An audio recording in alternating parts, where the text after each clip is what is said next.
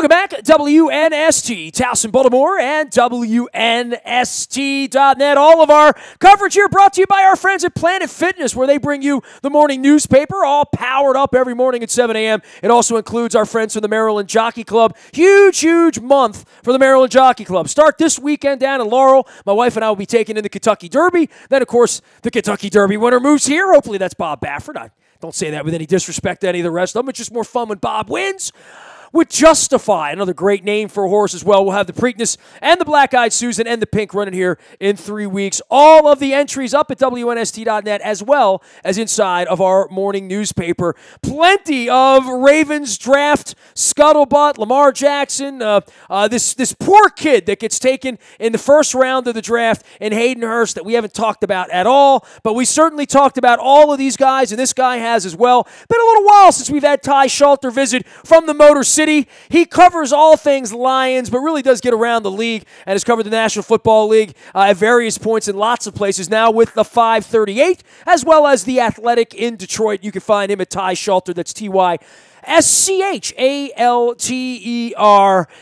man, as much as we like the couch potato over the weekend, I was having some fun with some of our other brethren, including Mike Tenier earlier this week, and said, it is not like wing or pizza food, right? I mean, when you do this for a living, as you do on draft night, as we all do, you can't have messy food on your fingers because you never know when Ozzy's going to trade up or back for a quarterback at 11:30 at night, right? Absolutely. No, draft weekend, the Wednesday, Thursday, Friday, Saturday, it is a sprint. And just when you think you're at the finish line, there's no medals or, bagels or bananas or bottled water. You got to track down all the undrafted free agents. It is absolutely work for us here in the football biz. Dude, I fell asleep on the 29th pick at about 11:18, right? I mean, it was late. We had hockey games and baseball games and football drafts and all this stuff. And it was Friday night, and I'm just like, well, they traded back twice, right? They took this good-looking tight end from South Carolina who was a baseball player and all that. Great. I did not turn the television off. I did not even power down the laptop or anything. I just took a little, cat nap, I just closed my eyes. I rested my eyes, and I was shaken awake. My phone went off. It was my own text service brought to you by Coons Florida Security Boulevard. I looked down, and I looked up, and there's Jackson crossing the stage, and I'm like, oh, my God, I fell asleep. It was almost like out of the Twilight Zone. I would think that Joe Flacco thought it was kind of out of the Twilight Zone, too, at that moment, and certainly for the league, it was quite the shakeup that created an hour of conversation well into the night about Lamar Jackson, who was the hottest property, right? Like the 48 hours leading up to the draft, I was hearing more about him than anyone else, that someone was going to surprise someone and take him because they believed they could win a lot of football games with him. Yeah, absolutely. Figuring out where the quarterbacks stack up, everybody, I was saying this about at the top of the draft with, Darnold versus Mayfield. You got to fall in love with somebody. As an evaluator, you want to believe, if you're taking a quarterback in the first round, that guy could be a great player for you. Not just, will they not be a bust, but will they make my team win, make my team get to the playoffs or on the doorstep every single year rolling out of bed. And Jackson is one of the guys that you look at and go, hey, if it clicks with him, if the plays we see him make in college, if he's making those plays in the pros, he's got the ability to be that plus player, that difference-making franchise quarterback that gives you an advantage in every game. So, yeah, no surprise that somebody made the move up to come get him. No surprise that he went in the first round. And only, I think, a mild surprise that it was the Ravens. When you have the draft ammo and you have the need, Joe Flacco, no disrespect to what he's done over the years, but obviously what happened over the past couple of years in terms of effectiveness, production, numbers, just haven't been there for the Ravens. They needed more pizzazz out of the passing game, and Jackson has the ability to give it to them. You mentioned having powder in the keg on draft day. They did not have that. They used to have the supplementals and the sandwich picks when you couldn't even deal them. This year, they weren't rewarded like that, like they had been in the past. Right, that's true. And yet, somehow, for 4 months, we talked about a draft where they were going to pick 16th and have 7 or 8 players. And, you wake up on Monday and they've got 12 players, 4 first 2-day picks, 4 players that I think a lot of people had in their top 60. quite frankly. And they took a tight end in the first round that a lot of people seem to like the kid, Andrews, even more than Hayden Hurst. And they wind up with Orlando Brown Jr., who was a combine bust, quite frankly, but a kid that I know they were considering taking with 16. Oh, absolutely. And Brown, he comes back to, you have to go back to the tape, you have to go back to your evaluation, you go, what about the combine did I miss? He dropped a ton of weight to test at the combine, and, what was his combine prep like? Why were those numbers the way that they were? If you can come back and tell yourself that story and figure out what went wrong, then I think you're comfortable with those answers, then I think you got a great value. If you believe he can get back to where he was and play like he played in college, he's going to be a solution for you, especially at the right tackle position, for a long time. So, there's a lot to like about the value that they got. Like you said, Andrews certainly has that upside, that explosive downfield receiver type, and he can get better. I think a lot of draft nicks are less high on Hurst because of his age. You don't see him getting a lot better athletically over the next 2, 3, 4 years. He kind of is what he is. But certainly, you can always, with good coaching, improve technique, improve the ability to get separation. And if you're working inside a system that, if they start tailoring it to Jackson, the RPOs and those kinds of things, you can manufacture some space for these guys to do damage to it.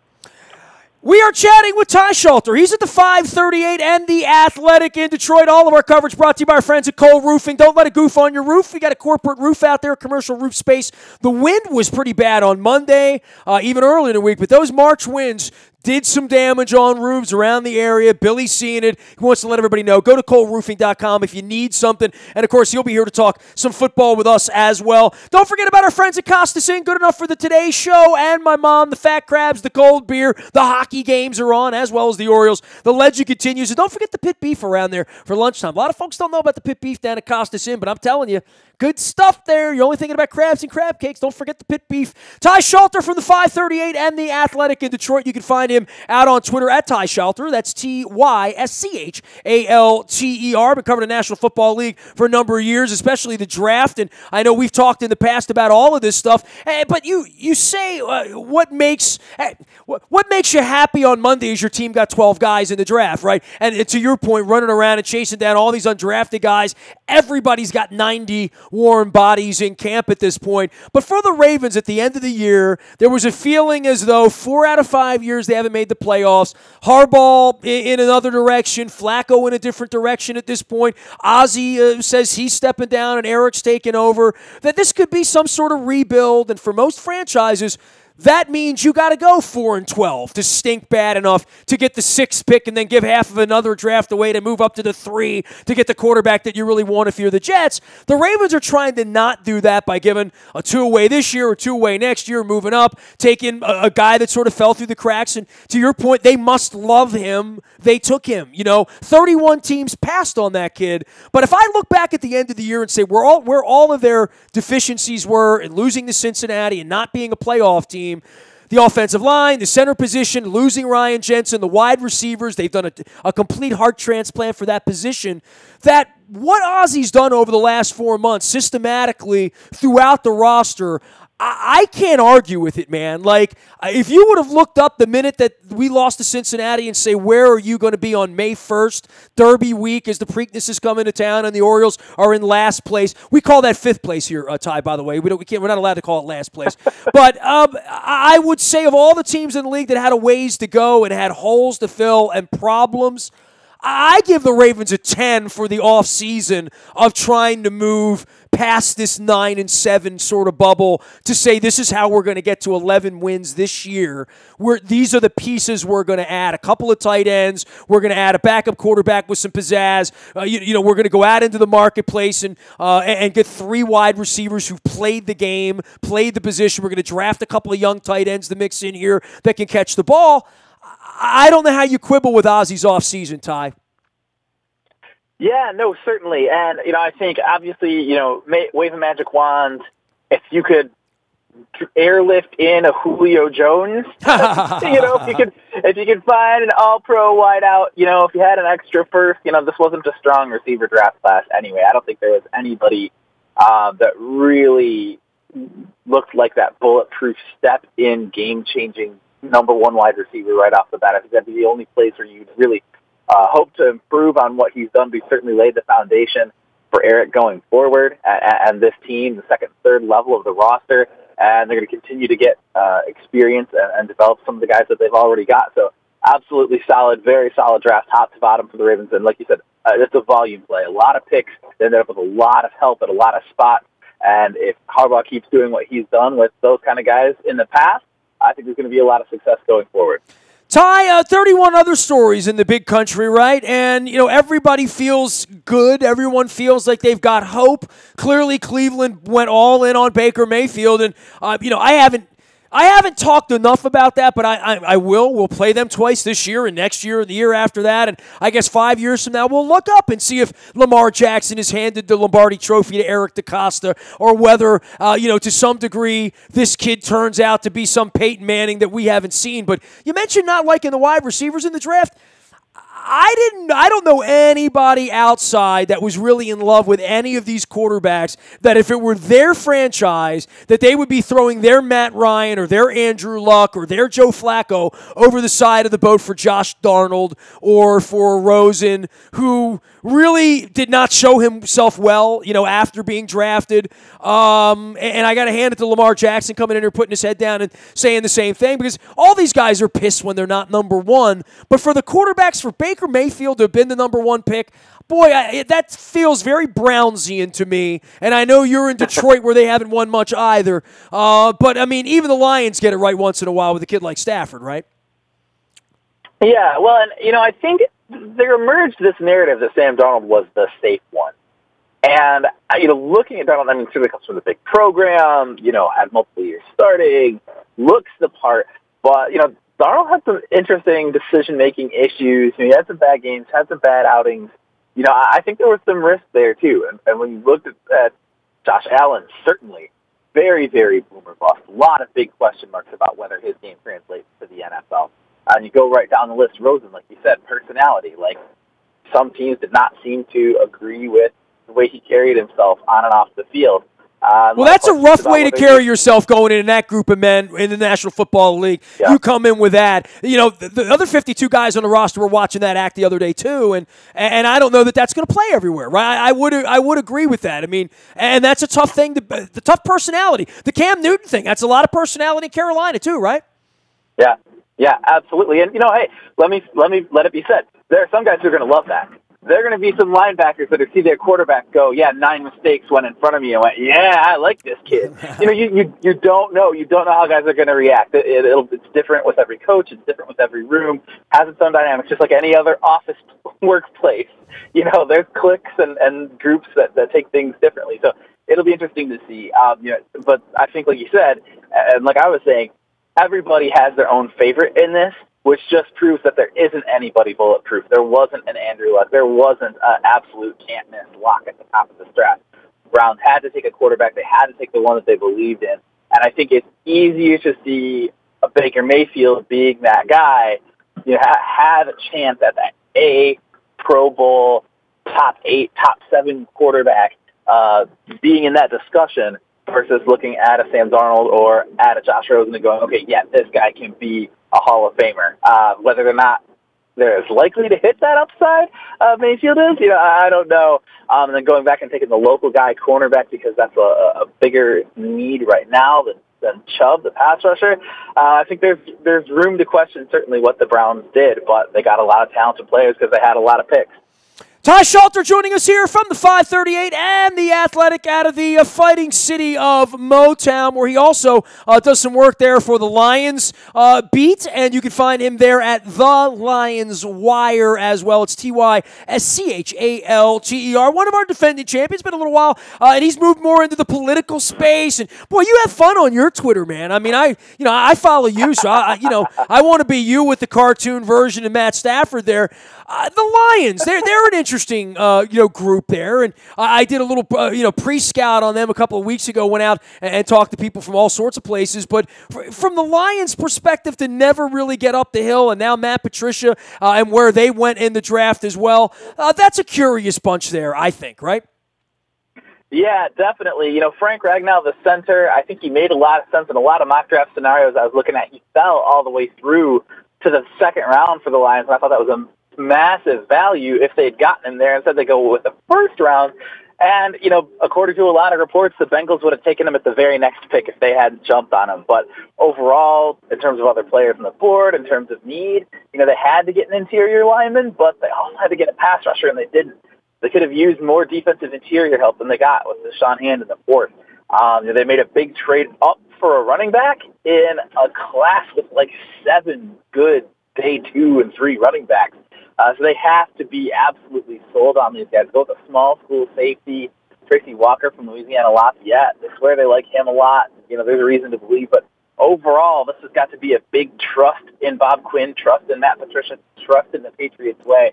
Because just in terms of draftnik and the consensus groupthink, they did not get great value, and they burned a future third to do it. So if the top 4 picks all come in and make a big impact and are part of the solution going forward, you almost can't pay too high a price. Draft value can't strap on a helmet and go convert on third and short. They can't block a blitzing linebacker with pick value or Jim Johnson's trade chart. But, if these players don't go out there and make an impact quick and hang on for a long time, there's going to be a lot of questions asked about this draft. Now that free agency is sort of over with, other than moving parts and some guys on the edges of rosters and some free agents still out there, you start to get the real vibe of what these teams are going to look like, that Tyrod Taylor is going to be the quarterback along with Mayfield and Cleveland. You start to go through these rosters. You say, well, what teams really improved? And, the Barkley pick by the Giants is fascinating to me, where their quarterback is and how bad they'd ever want to be again to get another Eli Manning. But to take the running back at that point, to feel like they're that close that that's going to change things for them. The Browns, to have passed on the pass rusher, were getting a corner. I found that to be kind of curious as well. Teams like Buffalo going for a quarterback, as well as the Cardinals, and those teams felt like they weren't that far out with where they were. The Bills were a playoff team last year. Obviously, the Cardinals have been very good lately and going through a regime change there. But I try to go through and say, who's really, really improved in this offseason? Who's made themselves markedly better? And I don't know that I feel that, other than maybe the Giants and getting a running back, because I think that would change their prospects for next year, as well as their coach changed. Yeah, certainly. The Giants are making a big play this year. They got better this year to capitalize on what they've got with Eli and OBJ. If that works out, if Barkley has the instant impact they think he will, and the offensive lineup, all that stuff, this offense is going to put up some points, and they're going to be contenders in the NFC East. It's a little weaker at this point than we thought it would be with the way the Cowboys backslid last year. And there's at least a chance that the Eagles' Super Bowl run was kind of a fluke. So, we'll see. Barkley, I think, is just a fascinating pick because I'm not sure he's as much better as the rest of the class than a lot of people thought. Nothing against him. I think he's a great prospect, and he's going to be a game changer if he gets space to work with, and certainly can open up the passing game there. But like you said, it's a big home run swing for the guy, Eli Manning, who's several years removed from doing anything at a high level other than dump it off to Odell Beckham. And I don't know. Like you said, it's fascinating. There's a high possibility it works. There's also a high possibility it doesn't work. So I'm asking a stock question to everybody this week. Two stock questions. First one, do you watch the NFL Network? Do you watch Fox? Do you watch ESPN? And why? I found myself watching NFL Network for like 2.5 hours on Thursday night, and until I just realized I wasn't watching it. Like literally you start hearing what Mayock has to say, and they all do such a nice job, but it's impossible to watch them all, right? I mean, you can go back and forth with this segment to segment. I do that, but you wind up missing a lot of it, and it's kind of a shame. I mean, I don't have 50 hours to tape it all and then rewatch it all knowing the outcomes, but there is a lot of football information, and a lot of opinions that are opinions that should be respected. I mean, I think the time-honored, the Mel Kipers and the Mayocks and everything that they represent, and even the Dan Jeremiahs and all the rest of the newer wave of experts out there, it really is, and I know why fans dig it so much and get into it all weekend, because it is informational. It makes you a better fantasy player, makes you a better fan, makes you a better caller to a radio show, makes you a better blogger, makes you a better water cooler person at work to know what's going on, and it's a great information weekend. And I love that people still seek some information about football. That's nice, that it's not just a tailgate party. You know what I mean? I like talking about the game. Yeah, absolutely. I do watch NFL Network partly because it's just a little bit more cut and dry, a little more just the fact versus trying to get some more of the personalities involved, both in terms of the hosts and in terms of the players being drafted. Because for me, obviously, I'm working. I'm trying to cover the draft. I'm writing about it. I'm double, triple screening. So the TV for me, it's the NFL Network, just because I know it's going to stay a little bit closer to the cut and dried part of it. And for fans, I think it's great. You learn more about these prospects when you see them on other teams. You understand, like you said, for fantasy. Or even when you're just watching, you see a name pop up, a linebacker makes a tackle 3 years from now, and you go, oh, yeah, Hercules Mataafa. I remember liking that kid. That's where he ended up? Like that. Those sorts of things are great for helping fans. Well, every kid gets 5 minutes. If you sit there and you don't go to the bathroom, right, every kid they spend 5 minutes on. So every safety that the Packers draft in the third, to your point, you'll play the Packers at some point. You'll remember that kid, right? And that, to me, is invaluable as a fan. It really, baseball doesn't have anything like that, that sort of glues you all in. Neither does the NBA, really, where you really all kind of come together and, find peace and figure out what's going on with the sport.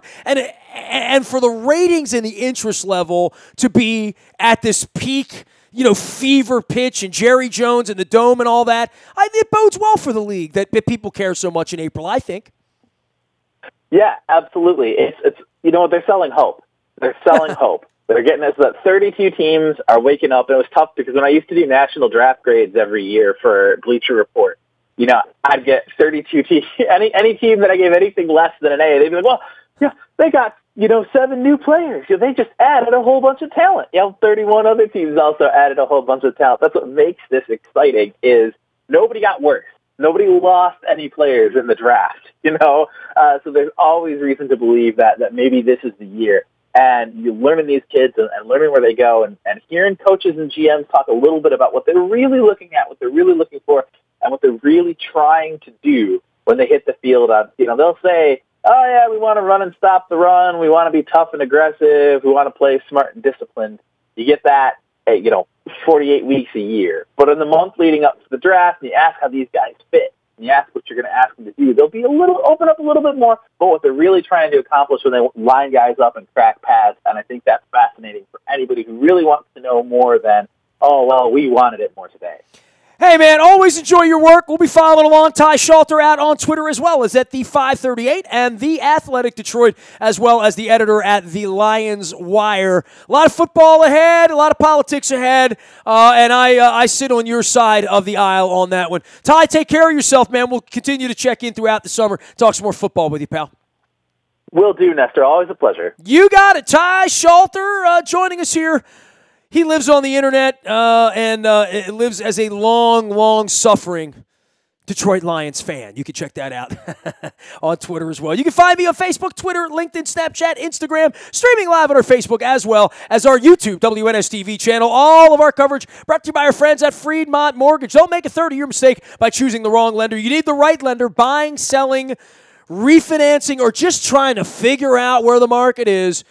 They've got answers for you. They help people just like you at Freedmont Mortgage. Carl Delmont's our pal here. We do all of our swabbing on behalf of the Bone Mare Registry. And there goes my hero, courtesy of our friends at Freedmont Mortgage. Also, shout out to King Discount Liquors. I did not give the King a ring this weekend. I had to go down to D.C., check out some hockey. I was going to head to their bull roast with BCLA up in Timonium. I didn't make it there.